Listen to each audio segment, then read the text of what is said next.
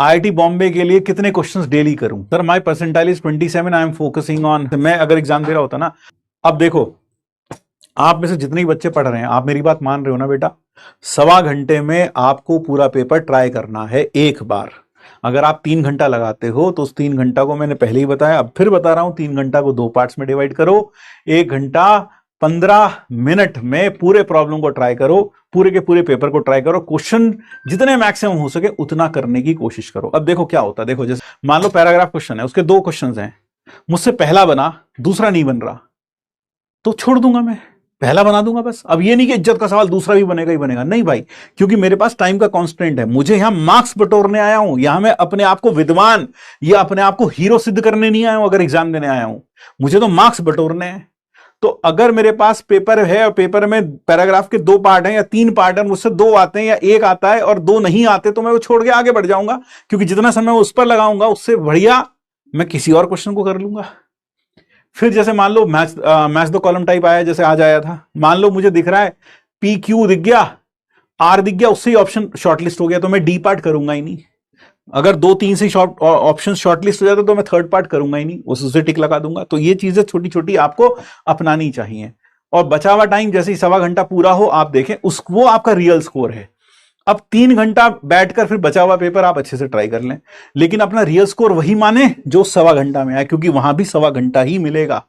तो हम लोग गलती क्या करते हैं, हम लोग 3 घंटा लेके बैठे रहते हैं, 4 घंटा में हुआ मुझसे तो 5 घंटा में हुआ, और अपनी शेखिया पगारते रहते हैं आपस में बात करते हुए, मुझसे तो 3 घंटे में हुआ, मुझसे तो 4 घंटे लग गए। हमें लगता है हमने बहुत बड़ा कद्दू में तीर मार लिया। अब कुछ नहीं किया, अगर 4 घंटे में तूने पेपर किया, वहां पेपर का घर लाके दे देगा, आईटी बोले बेटा ये घर ले जाओ, घर में कर लेना है, ऐसा नहीं होता। तो इसलिए अपना असली स्कोर, स्पीड कैसे इंक्रीज करें, स्पीड इंक्रीज कैसे करें, आप थोड़ा जल्दी सोचने की आदत डालें, थोड़ा जल्दी दिमाग चलाएं, को बहुत सारे स्टेप्स दिमाग में ही कर लें, पेन कम चलाएं। मैं हमेशा से, अगर आपने देखा होगा, मैं हमेशा से क्लास में बोलता आया हूं, जितना कम पेन इस्तेमाल करोगे उतना अच्छा है तुम्हारे लिए।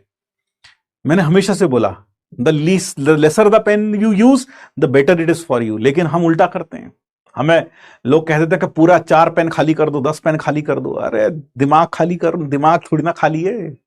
आपको क्या करना है, आपको क्वेश्चंस में स्टेप्स खा जाओ, 4 स्टेप खा जाओ, सीधा 5वां स्टेप लिखो, जब जरूरत महसूस हो तब पेन चलाओ। नहीं तो कुछ कैलकुलेशंस दिमाग में भी करो, क्योंकि दिमाग की गति सबसे ज्यादा तेज है, उसको कोई बीट नहीं कर सकता। इसलिए आप जितना हो सके कैलकुलेशंस, या जितना भी बीच में कैलकुलेशंस है, वो दिमाग में करो, पेन से नहीं। याद डालो, ये आदत डालो आप। सिली मिस्टेक हो जाती है तो अपने आप को ट्रेन करो, अपने ब्रेन को। Sir my percentile is 27, I am focusing on. हाँ बिल्कुल, तुम्हें फोकस करना भी चाहिए जेईई मेंस का सेकंड अटेम्प्ट को बेटा।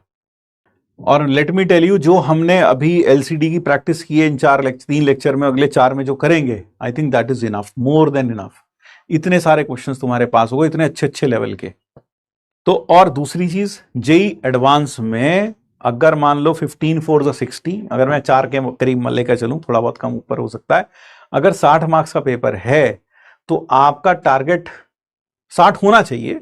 मैं ये नहीं कह रहा 60 होना चाहिए, लेकिन एक मिनिमम चीज, एक मिनिमम रिक्वायरमेंट कि अगर मेरे 50% मार्क्स भी आ जाते हैं, है ना, देन आई एम ओके, है ना। इतना मातम नहीं बनाना है, उसको इंक्रीज करना है, लेकिन मातम नहीं बनाना कि हाँ मेरा तो कुछ नहीं हो सकता। निराश नहीं होना है, ठीक है, निराश बिल्कुल भी नहीं होना है बेटा। आईआईटी बॉम्बे के लिए कितने क्वेश्चंस डेली करूं? बेटा वैभव एक चीज बताऊं, अगर ऐसी कोई मात्रा पहले से पूर्व निश्चित होती कि रोज इतने क्वेश्चन करने से आईआईटी बॉम्बे मिल जाता है, तो मैं इतना तो कह सकता हूं 14 लाख लोगों में से कम 4 लाख लोग तो इस बात को कर ही लेते, या फिर कम से कम 2 लाख लोग तो इसी बात को कर ही लेते। तो 2 लाख को सीएससी आईआईटी बॉम्बे मिल जाती। कोई समय सीमा नहीं है भाई उसमें कि 2500 क्वेश्चन करने पर सिलेक्शन होगा, 2000 करने पर नहीं होगा। अगर तुमने 2499 किए तो अरे यार एक क्वेश्चन रह गया, अगर तू एक क्वेश्चन और कर लेता तो 2500 का थ्रेशोल्ड पास हो जाता और तुझे आईआईटी में सिलेक्शन मिल जाता। किसी को नहीं पता, किसी को भी नहीं पता। इसलिए कोई समय सीमा नहीं है, कोई नंबर ऑफ क्वेश्चंस नहीं है कि तूने 10,000 कर लिए, 15,000 कर लिए तो सिलेक्ट हो जाएगा। नहीं होगा, जरूरी नहीं है, 15,000 वाले भी नहीं होंगे भाई। दिमाग नाम की जो चीज होती है, दिमाग भी चाहिए, मेहनत भी चाहिए। दोनों चीजों का जब संगम होता है तो फिर अद्भुत परिणाम मिलते हैं।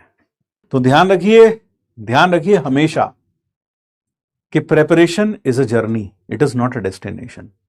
ये बात बहुत गहरी है, दिमाग में बिठा के रखिएगा। Preparation is just a journey, it is not a destination. A perfect preparation can never be reached. Rank 1 वाले से ही पूछोगे ना, वो भी कमियां गिनवा देगा, ये कमी थी, ये कमी थी, और अच्छे मार्क्स आ सकते थे, वो भी गिनवा देगा। तो जो प्रेपरेशन होती है, it is never a destination, it is a journey. एक लगातार अपने आप को सुधारने का, अपने आप को तराशने का, अपने आप को बेहतर बनाने का एक प्रक्रिया है, एक प्रोसेस है। ये नहीं है कि बस इतना बनना है और बस इतना इतना बन जाऊं और बस हो गया काम खत्म। नहीं, आपको दिन दिन अपने आप को गढ़ना पड़ेगा, अपने आप को बढ़ाना पड़ेगा, अपने आप को तराशना पड़ेगा, अपने आप को निखारना पड़ेगा हर दिन।